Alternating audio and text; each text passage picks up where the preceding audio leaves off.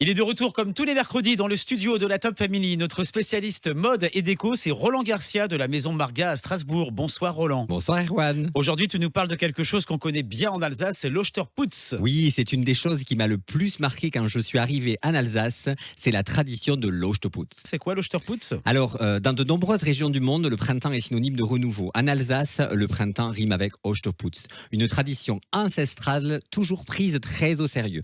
Vous avez sans doute tous déjà entendu parler du grand ménage de printemps. Eh bien, l'Osterputz, littéralement, signifie ménage de Pâques. C'est la même chose, mais en beaucoup plus intense. Mais pourquoi tu nous parles de ménage? Pourquoi tu nous parles de l'Osterputz dans une rubrique consacrée à la décoration? Parce que cette tradition va vous permettre de purifier la maison, de se débarrasser de toute la poussière accumulée pendant l'hiver, afin de commencer l'année dans les meilleures conditions. C'est essentiel pour votre bien-être. Toutes les pièces et tous les recoins de la maison sont pensés au peigne fin.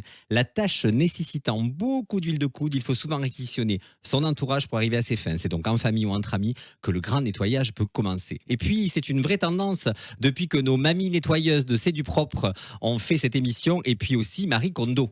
Je sais pas qui c'est Marie Kondo. Comment ça, tu connais pas Marie Kondo? Du tout. Marie Kondo, alors c'est cette papesse, cette gourou du ménage et du nettoyage qui est japonaise, en fait, qui explique comment nettoyer et comment trier et ranger sa maison. Alors, elle a plusieurs méthodes. Moi, j'en trouve une très très drôle, en fait. Elle parle aux vêtements. Est-ce que tu as déjà parlé à tes vêtements Non, Erwan? jamais, j'en suis pas là. Alors justement, pour se débarrasser de certains vêtements, parce qu'on accumule beaucoup de choses, eh bien, demande à tes vêtements s'ils veulent rester avec toi ou plutôt partir. Et c'est comme ça que ça fonctionne, Marie Kondo. Elle les prend dans leurs bras, elle leur fait des câlins aussi. Oui, elle leur parle. C'est la femme qui murmurait à l'oreille des chaussettes. Allez voir justement sur YouTube, entre autres sur les réseaux, Marie Kondo. Et nous, on va s'intéresser à l'Osterputz, le mode d'emploi. On commence par quoi? Absolument. Alors, la première chose, c'est positionner en fait cette date sur un calendrier.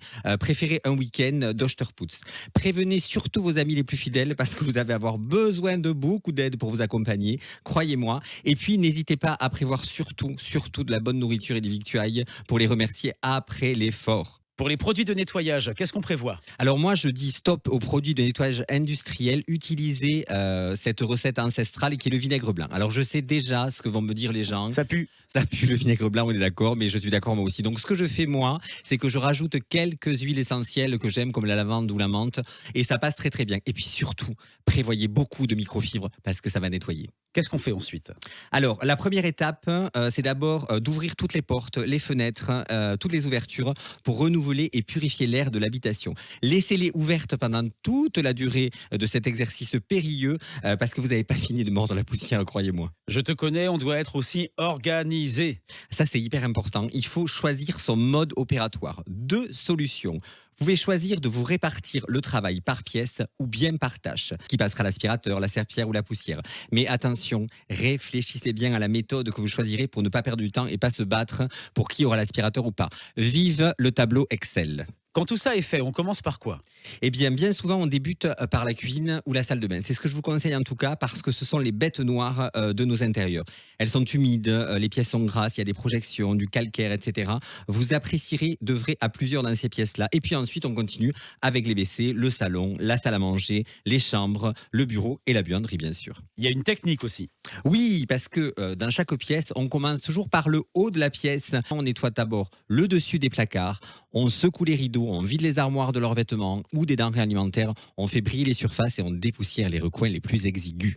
Et l'Osterputz, c'est pas seulement une question de propreté. Oui, absolument. Il faut en profiter pour trier, comme Marie Kondo d'ailleurs. L'Osterputz, c'est une question de propreté, d'accord, mais c'est aussi une histoire de bien-être.